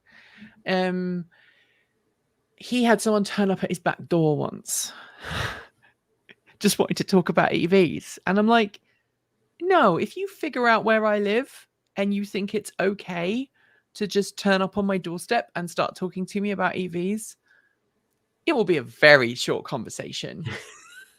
If you see a video, if you watch a video from the channel and you think you figure out where one of us lives, again, if you put that in the comments, that comment will not last very long. Like, it will get deleted pretty darned quick. I've had it happen a couple of times where people have made reference to, oh, I figured out you live on this road in this this part of Oregon. No, if you put that in a comment, no. And I know a couple of people who live in the town that you live in have made comment of, oh, that looks like this and that on that road and that place. And again, same thing.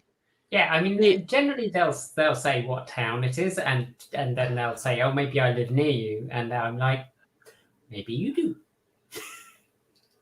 And just to be clear, if you spot me out and about, feel free to come up and say hi. Hey, hi, Nikki. I like your stuff. It's great.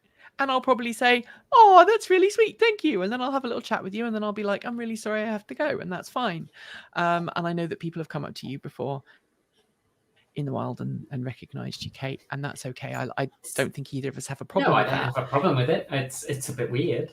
I mean, you know, but I'm not famous remember enough that remember that parasocial relationships are one way. Yeah, I don't know who you are. I also have face blindness, so if I've met you before, I'm not being obnoxious if I don't. No, I have name blindness. Like James earlier, he just like, well, did you read my email? I have no clue if I read it or not. And then he said someone else that connected the dots to me, and I was like, yes, I do know who you are. Yes, I read that. Oh, thank you, Richard. Thank you, Richard, for joining. We have another Patreon supporter. Mm-hmm. Yay! Good job. Keep it coming, people. I feel like I'm on a telethon. I should have brought my phone in here. I'm kind of, as long as you're all right to do this, Kate, I'm just going to keep talking for a bit longer. I'm going to make this slightly longer so that we can encourage more people to join on. I've got about another 20 minutes in me, I think. We can keep going all night. No, we can't, because I have 2,000 subscribers. I have a workout with Ben Aldis planned. Oh, right. I think he's just done another dance music workout. And I mean, to be fair, I can't go too much longer because it gets kind of dim in here. And see, this object is meant to hold a light ring on the top of my monitor, but the glue's died. And so, right, yeah. So when I put it on there, it just falls off. I told my wife that I would work out and then take River to hydrotherapy tonight. So I'm gonna commit to that. So I need to be done fairly soon. But no, I mean, look, we love hearing from people. We love people kind of offering services to us. If we appear standoffish when you first offer them, please bear in mind that we've been burned many times. And the same thing, if you have something to send us, we have a public PO box address, and we have our official Transport Evolved phone numbers. And if you were genuinely reaching out with a business request, you'll probably get an email from me. And depending on whether the email has my phone number in it or not, we'll give you a good indication of how sure I am that you are not just trying to waste our time or make a quick buck. So we do pay. Patreon has to pay for our phones, not our actual phones, but for the voice number, the Google Voice numbers that we all have, because I don't give out my private phone number, even though people still somehow get hold of it. And if you call me and I don't know who you are, that's going to be a very small conversation. We, however, are switching away from Zoom. We're going to go to open source conference software for our chats, and we're going to be dropping some of our subscriptions to other services and going open source, because that's the way forwards. Open source all the way. We're going to try and live as well, try and support open source community projects just as we do with the EV world. Finally, and forgive me for being a little enigmatic, I want you all to know, Kate, what are you doing, Kate? I had a request. I mean, I can't grab my A4, but I can do that. What? Transport Evolved telephone. I thought it sounded like an acorn pocket. I'm very impressed that the battery is still running. Thank you very much. You're very, very, very, very, very, very awesome, Richard. The $1 a month tier has been around a really long time. It's just, I don't think it gets promoted by We don't push it hard enough, and I think we really should. And we're going to change. So that's one of the changes, right? Let's talk about the changes we're making, and then we'll finish. So in addition to us switching some of our software away and getting rid of subscriptions that we may or may not use as much as we should, is there a reason I cannot change my YouTube channel membership for the channel? I don't know. That's a YouTube thing. I fear that's, you may have to cancel it and then reinstate it. And I don't know if YouTube is different to Patreon because I have no control. So with Patreon, again, any issues with Patreon, don't come to me, go to Patreon. I am a Patreon ambassador, so I'm, put my cards on the table. I get access to some of the Patreon special features early.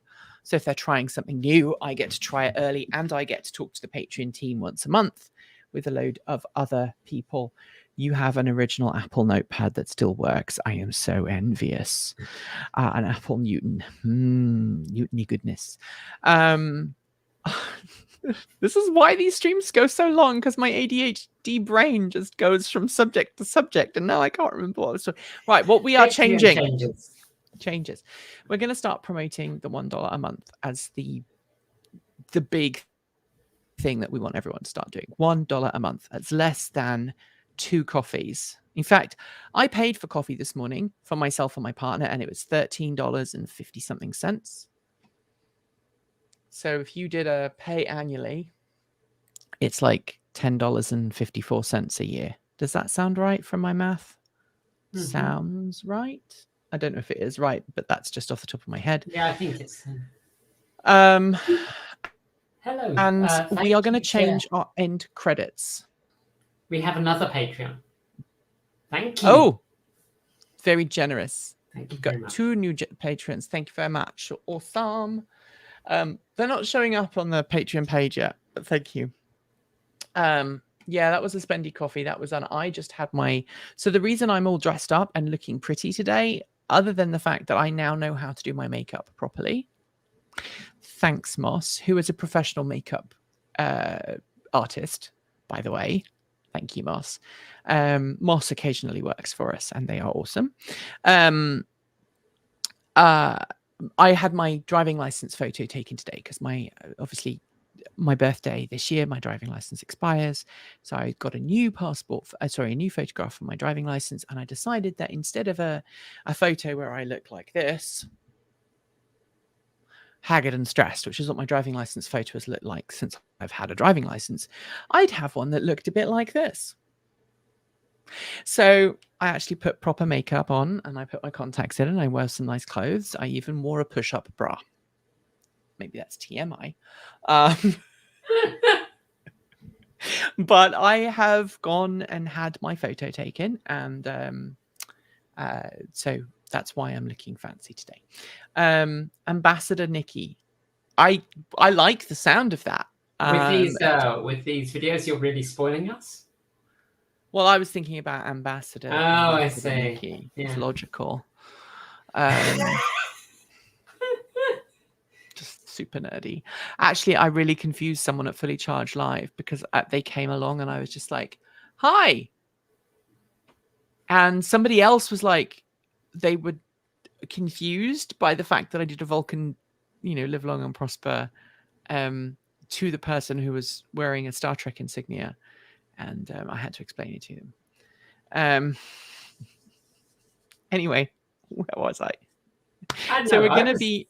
I was being jealous of the fact that you had Moss do your makeup, and I, occasionally when I'm watching like Philosophy Tube, I'm like, it'd be really nice to have like a proper team. I'm sure if we talk to Moss, we can do it. Thank you, Anonymous Freak. You are awesome. I hope you are feeling better after you were not feeling very well recently. Madame Ambassador, I really like that.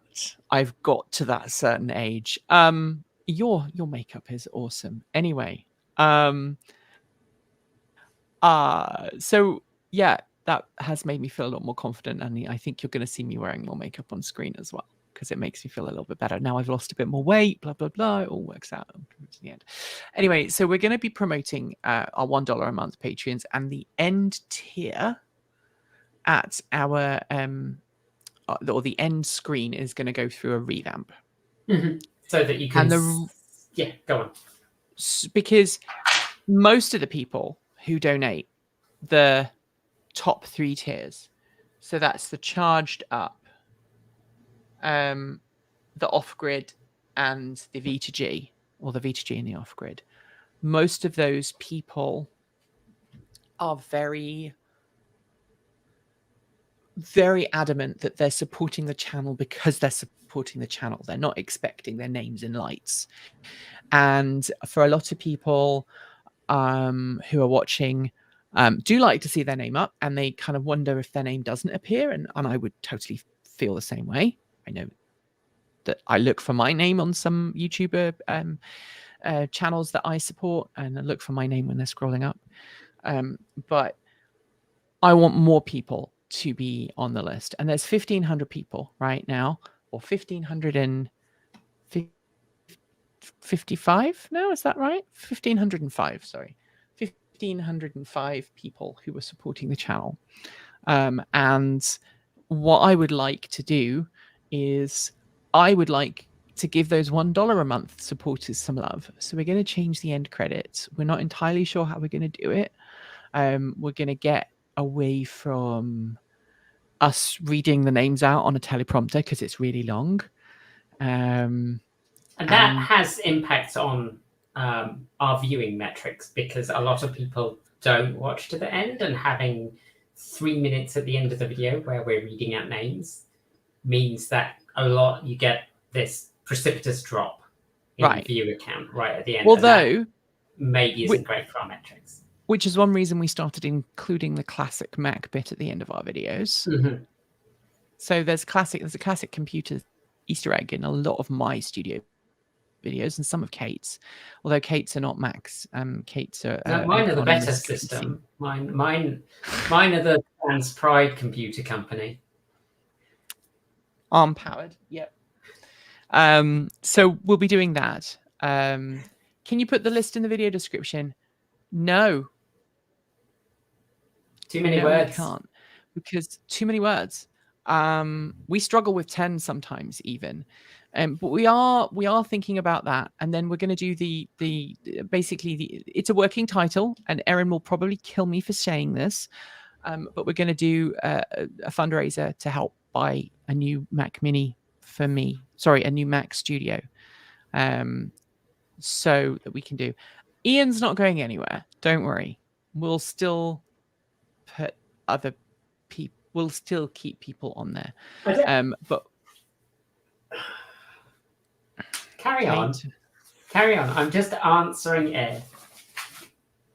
So yes.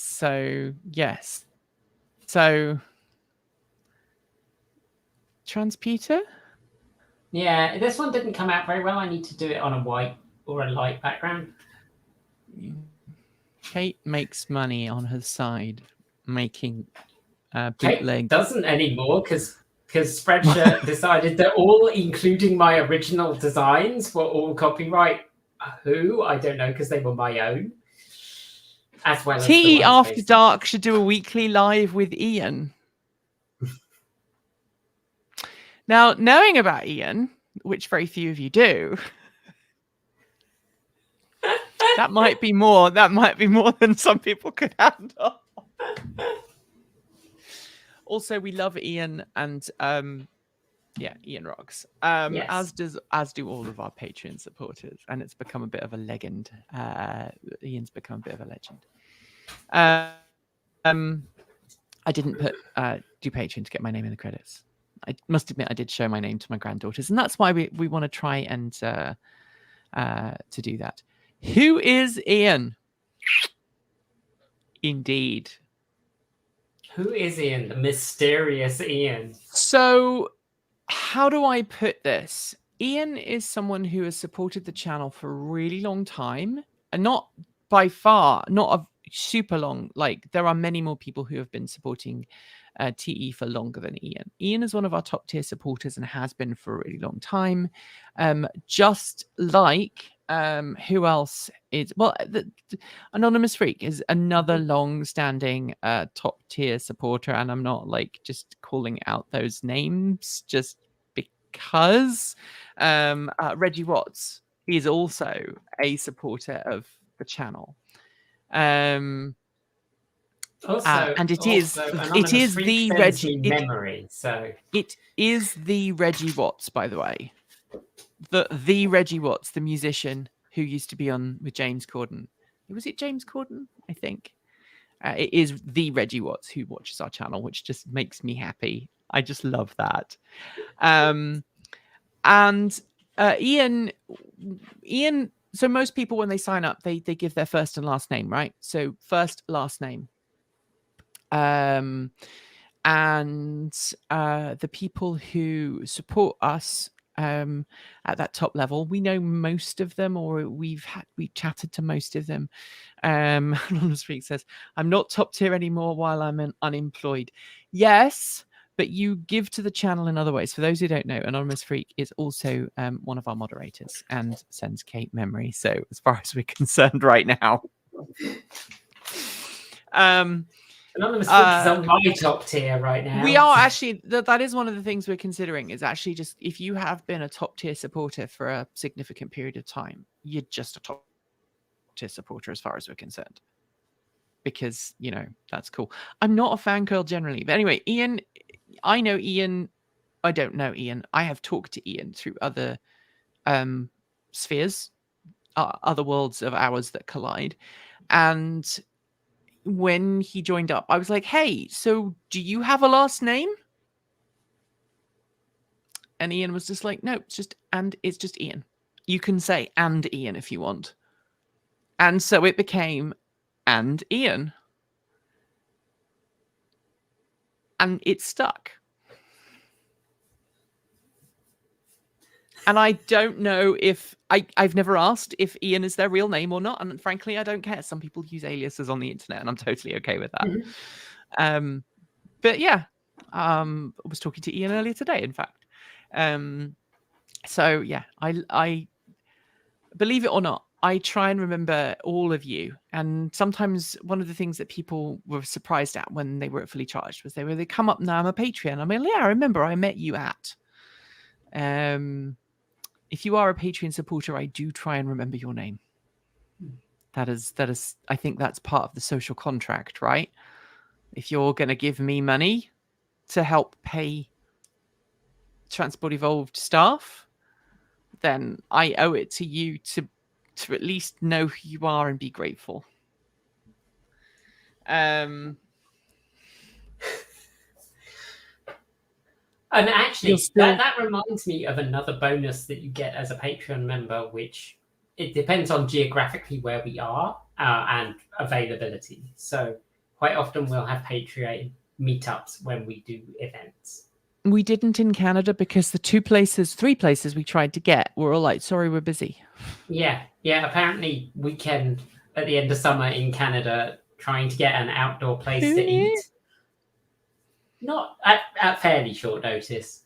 Never mind. We'll try again. Yep. Next time. But yeah, we do try. And then Nikki will often give a rundown of stuff that's going on the channel and finances and we what's do going on, a lot of background stuff. And then you can chat with us. Yeah. And we have a Patreon only live stream, which is like this, but even weirder. Although we missed it this month, I'm really sorry. We did miss it, and we're really sorry. It's because we were in Canada, and then I was like, hey, we need to start really getting people to support the channel because YouTube, like I say, it's now a quarter of what it was about 2 years ago. And if it carries on, we're not going to be able to make ends meet, and then bad things will happen. We'll be done. And people go, well, why don't you do sponsorships? Let's just run down those questions because I kind of sidetracked like half an hour ago. Why don't we do sponsorships? We do. We work with companies we trust and value. We think it's really, I'm going to swear again, we think it's really shitty when YouTubers pimp stuff that they clearly do not have an interest in. We're not interested in that. All of our advertisers are people that we've worked with. So we advertise Energy Sage. Energy Sage, I was a customer of Energy Sage. I didn't get special treatment. I didn't get special discount. I paid full price. Some of the other stuff that we've done, we only get full price. We pay full price. When we did that thing with the detailing company, the detailing company that we worked with for our project for both the F-150 Lightning and also my wife's Bolt EV, Fresh Start Detail here in Portland, we actually gave them some free love. We're like, hey, these guys rock. Go talk to them if you like. It wasn't technically advertising, but we worked with them on a video. We paid full price. We didn't get special discount. We paid full price. And that's what we do.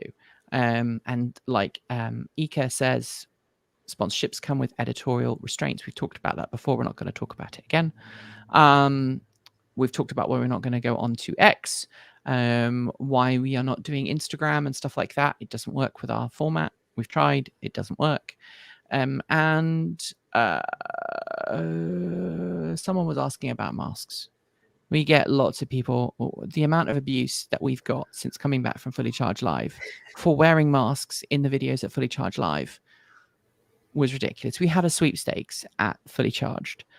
It was a no money, no prize, but we just had a guess. How many times are people going to come up and ask us to take the masks off? For the entirety of the Fully Charged Live weekend in Canada, the total was 6 people. Maybe 7. Yeah, and they were, I mean, to be fair, they were very brief. They were like, you could take the mask off. And it's like, or not. And that was the end of the conversation. Yes. Apart from one person. But apart from one person who disappeared and then came back and grumbled at us again. But I'm still counting that as one. Most of the hate that we've had this week has been because of masks. And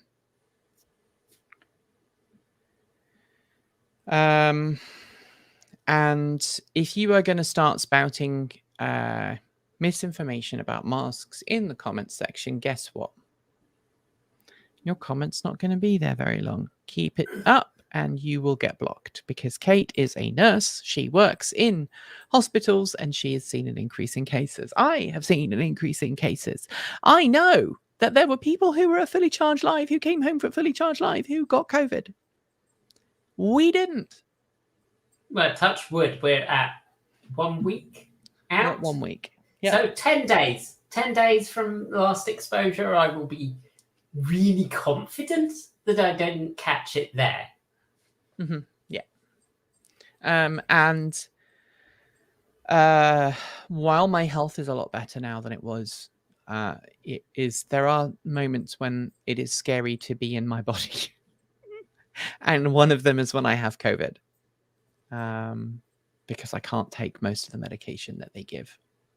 Same for colds, right? I'm going to continue to mask, even if COVID disappears. I nearly did drop a big swear there.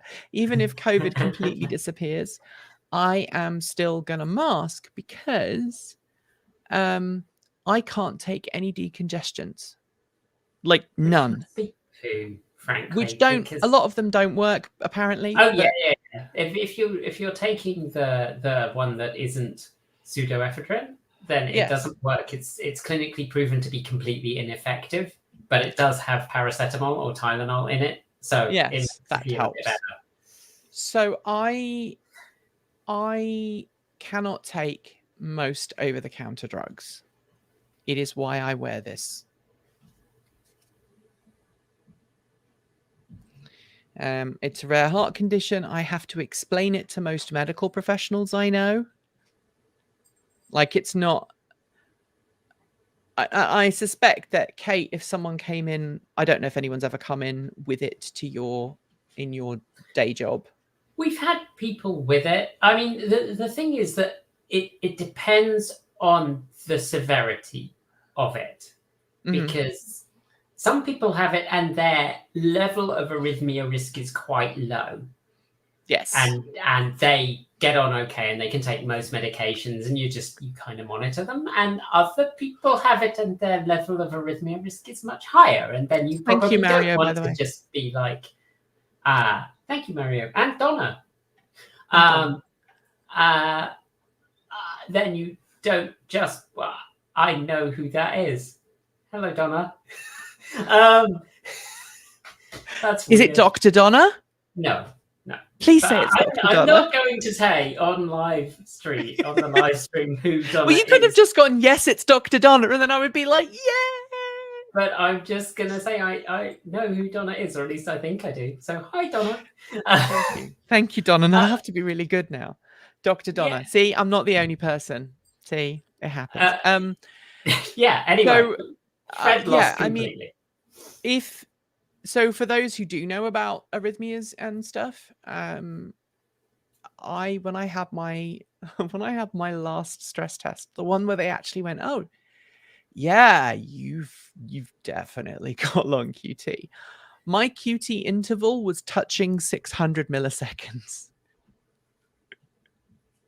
Yeah, I ain't giving you any medications. You can anything above 480 is considered you have long QT. Anything, I think 460 to 480 is like you're border long QT. I think I went to 580, 596-ish at one point. I know I definitely went to 580 in the cool down period. But at one point, my heart was doing such weird things they couldn't actually get. They just went, she has lots of T-wave abnormalities. We're not entirely sure what's going on. So it basically means I can't take a lot of over-the-counter medications, and it's too dangerous for me to get in a point where I could willingly make my health bad. It's one thing for me to break a bone in my leg or whatever. That's fine. I'm a silly sod. It's my own fault. But anonymous freak wins. That is a terrible ping time. It's fine. We'll get. It's actually the ping time between the first and the third chamber of the heart, if that's what you want to think about. That's fine, Nikki. I've got a 100 base T router down here. We can... So yeah, be all right. Anyway, the irony of someone who works in electric vehicles having this heart condition, it's an electrical condition. It's got nothing to do with diet. It's got nothing to do with exercise. It's everything to do with genetics. Most people in my family have it. When I'm going to put that on a t-shirt. My ping is worse than my internet connection. It's true though, right? Yeah. That's a nasty ping time inside the room, much less inside the building. And on that note, I feel like we should bring it to a close. Yeah, the 2-hour live stream, which will undoubtedly have a stream of comments from Shouty Bob underneath it going, I'm not watching a 2-hour live stream. Oh, okay then. Okay. You need to ask the person holding the gun to your head to let you watch Paw Patrol instead. Yeah. Because apparently Paw Patrol is woke. So if you want to know the backstory to that, Erin in the Morn has just published a new article on her Substack talking about just that. Anyway, thanks everybody. I'm going to go work out, and then I'm going to let my dogs do their fun evening activities, which involve chasing a ball very, very quickly around my yard. Thanks everybody. Kate, I hope you have the good rest of the day. Do you have anything fun planned? I'm going to try and finish the script so that I can record it next week. All right. And then I'm going to edit a video and audio before I do my run or before I do my workout. Anyway, thanks everybody. Keep evolving.